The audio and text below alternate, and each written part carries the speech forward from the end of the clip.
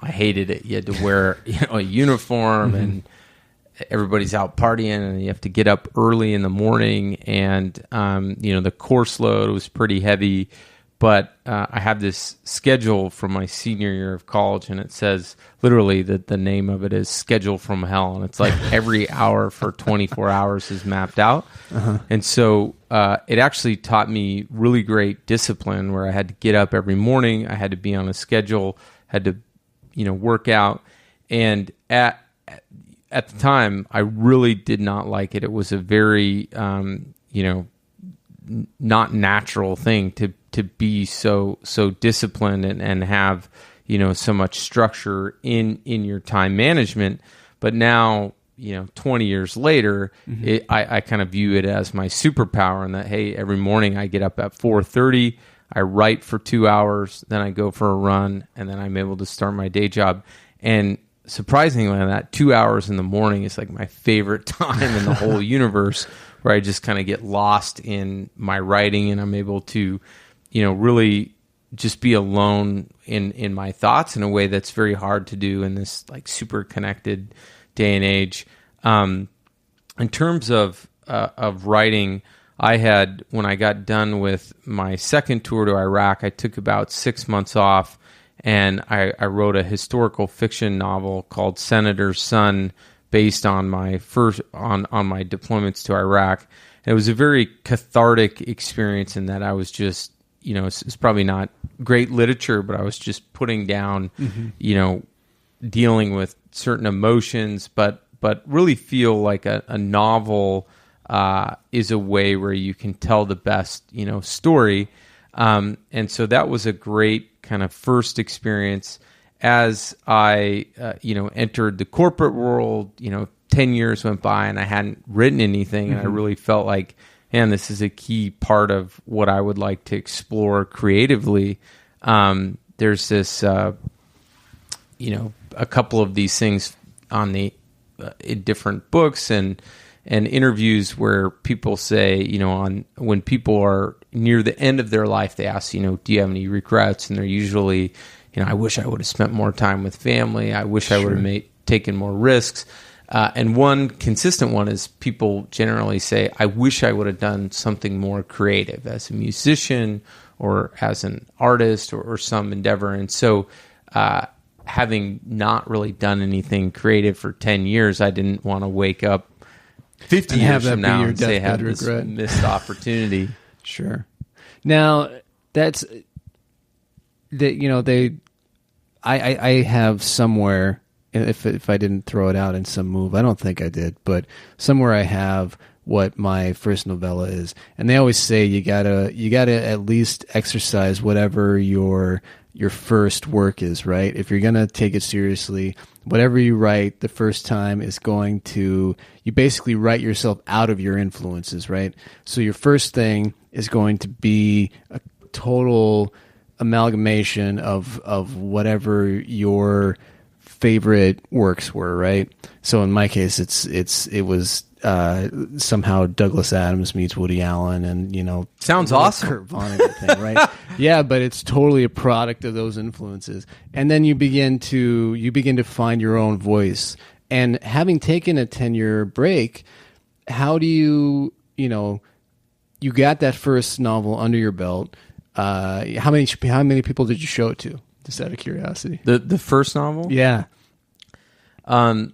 So I was, I sent it out to a couple different Marine units and so. And so whenever there's a training class, there's some instructors that recommend it. And so, I think probably a few thousand people have read the book. And, oh, wow. And I don't know that it's going to go down as, the world's best literature, but I think there are some really, really real, lessons and experiences in there that are very applicable to people looking for that. Mm-hmm. I didn't want to kind of write, as I looked at how could I continue to explore my creative side, I didn't really want to write like, Jack Ryan novels, right, or Tom Clancy novels was not what I wanted to do. I also, there's this idea of like, who's your audience? Who are you writing for? There's a great book by Stephen King called On Writing. Yeah. And he talks about, his ideal reader is his wife. And in writing IGIST, my ideal reader was literally my 10-year-old daughter. I would like kind of mapped it out for about a year, and then I would write a chapter, and I would literally like read the chapter to her that night, and she would give me feedback, and it was a pretty awesome. That's a great editing tool. Yeah.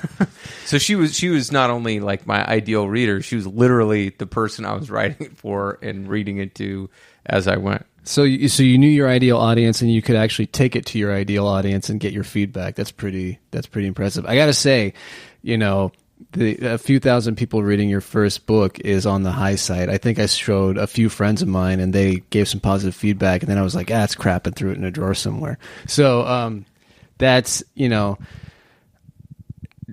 you had an idea of what you wanted to. Of who you wanted to speak to. When did you decide that science fiction was the best vehicle for the story that you wanted to tell, and why did you decide that it was the best vehicle? Yeah, so about kind of 2011 timeframe, I had looked into the Tom Swift's series, and had around that same time was really kind of experiencing my daughter coming into her own, kind of asking questions about what's going on in the world. We had stayed at a hotel in Seattle where they had a list of all the presidents, and this was, I think it ended with like Ronald Reagan, so it wasn't up to date. But so it had all these presidents, and my same oldest daughter said to me something to the effect of like, I'll never be president of the United States. And I said, well, why not? She's like, oh, well, look, all these presidents are like old white guys. Exactly. It's a bunch of old white dudes. It was just like every other month I would have her kind of say something like that was just very much like kind of lifted my adaptive blindness where, I'd viewed the world through, hey, I could be whatever I want. I'm a, white guy, and opportunities are very open and accessible to me to, man, this is how a very restricting viewpoint if you're not part of that group. And, was kind of asking myself, how could I help, change that dynamic and do it in such a way that I would have, fun doing and try to put a new inventive twist on it. And so I had this idea about, making the Tom Swift series where you would have, a female protagonist. And then there's just so much cool stuff going on with technology that I also wanted to say, how could you explore kind of reimagining how you would tell a story with more than just a traditional book as well? It reminds me in at least, I'm sure you had I would imagine anyway, I shouldn't say I'm sure, but I would imagine that you're familiar with or grew up with the Choose Your Own Adventure books, right? Yeah. Yeah. So it feels like, and those are great, right? You make your decision, and you turn to whatever page and then you die. But the technology feels like it has caught up with the concept of that, because it's entirely, that can only go, so far as being immersive. But it was almost like the I don't know, like the sort of journey game at the time, right? Like it was either that, or you had your text games, right? The ones like Oregon Trail or something like that. And now you can do this complete platform where you have a physical book, you have an app there, and you have the website. So talk a little bit about how did you turn your story idea into something, or at what point did you decide to take it from being, and I don't want to be reductive because a novel is an amazing accomplishment, but how did you take it from just a novel to decide that you wanted to scale out to this kind of platform, multi-platform? So,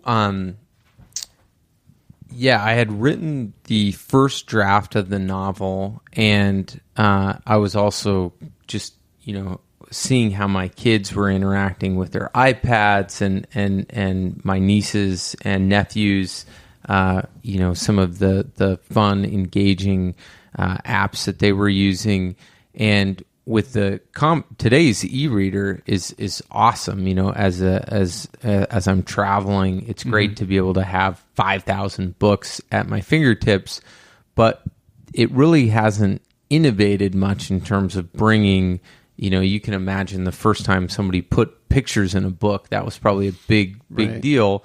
They haven't really challenged, what is the notion to read and experience in a story.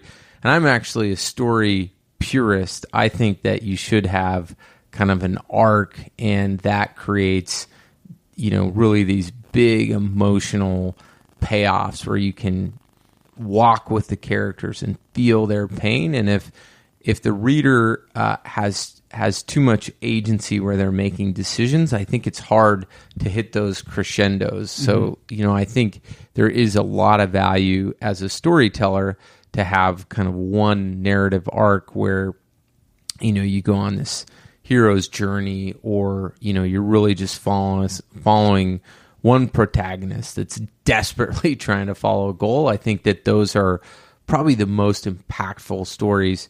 And so IGIST is a narrative, arc. It's not a choose your own adventure. It's a self-contained narrative arc.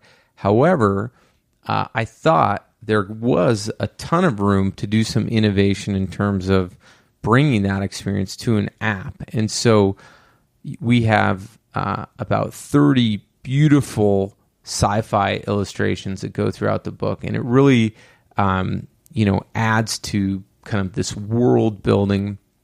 And as you're scrolling through the app, you also get coins and badges, which are really fun, which provides a reward system for the reader. The chapters are also pretty short, so there's no chapters more than a couple pages, so you can go through it pretty fast. So in the app, we've got coins and badges. We also have character cards. So when I was a kid, baseball cards were a pretty big thing. Sure. I don't even know if they have baseball cards anymore. I don't either. But yeah, I used to collect baseball cards, and then in the 90s, there was that whole X-Men series, and I collected those as well. Yeah. So I thought, wouldn't it be cool if you could, buy different character cards, and in the app, it shows the concept art that we use to create the characters, but it also has a little more depth about the characters, as well as you can see some kind of like behind the scenes stuff that you wouldn't get just from the book. And so the app has been a really kind of fun way to reimagine how you would do that in a really immersive way. We also got a lot of feedback. At one point, I thought, well, I'm just going to do this via an app. I'm not even do a hard copy of the book. But it's a pretty big jump to try to explain that immersive experience. And a lot of people do like to read a hard copy of the book. I still like to read hard copies of the book as well. Yeah. And so being a technologist and somebody that really sees the value of emerging technologies, I thought, well, wouldn't it be cool if we could also introduce augmented reality filters where we would kind of combine both and we're sitting next to each other, so it's a little hard. Wow. But can you see that? Yeah. So That's freaking cool. In the camera, using the augmented reality viewer, the book comes to life, and That's it creates awesome. just this kind of magical moment, and all of the different sci-fi illustrations as you're going through, really come to life in a really fun and exciting way. So it creates this kind of even more immersive experience between the hard copy of the book as well as the app. And inside the app, I got one more thing I want to show you, and that is these